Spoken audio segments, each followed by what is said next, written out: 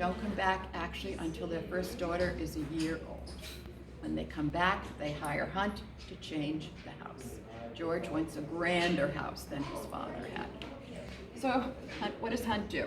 It takes 10 years to change this house.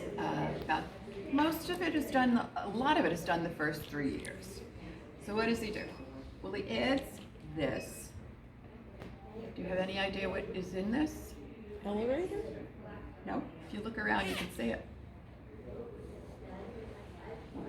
It's the stairs. He closes the stairs in the tower. Puts this on. This is the porte-cochere. You're never going to get wet. Puts on this whole third floor. Changes this whole roof. Now we have a full mansard roof, which was very, very big in France at that time. Puts on the dining room.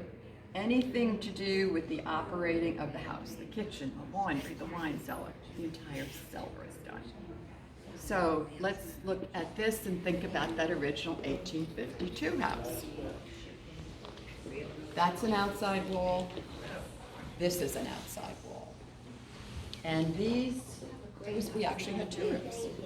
This was an office for Mr. Wetmore. That was a small library. We had a ceiling and we had a staircase right here. So Hunt comes in, did an internship at the Louvre, very, very familiar with France.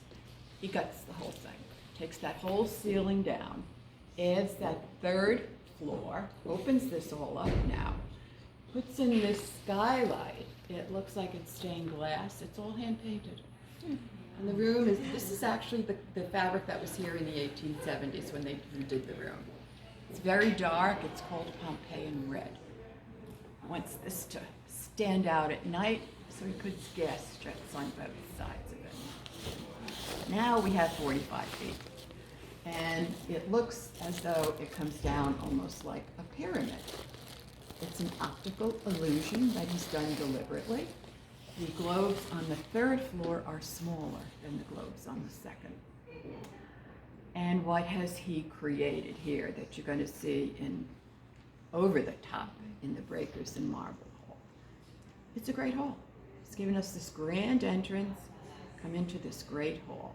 And if you had never been to Europe in the 1870s and you came in here, you would never have seen anything like this. This was brand new. So we have our great hall, and now the 1870s, we're talking about the light wood. Excuse me, I'm just going to pop here. So what's the light wood all about? Well, it's part of something coming out of England in particular, and it's called the English aesthetic movement. Light wood, almost a revolt against that Victorian dark wood. And Eastlake likes things to look hand done. So they look almost handcrafted. We'll see that all around the room.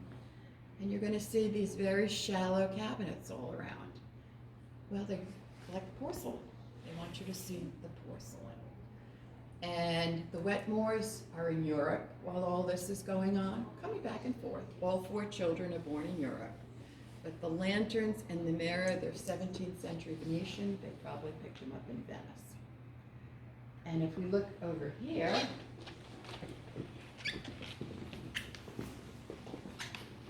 let's talk about the fireplace.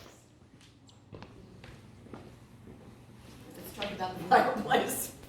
You need to come over here.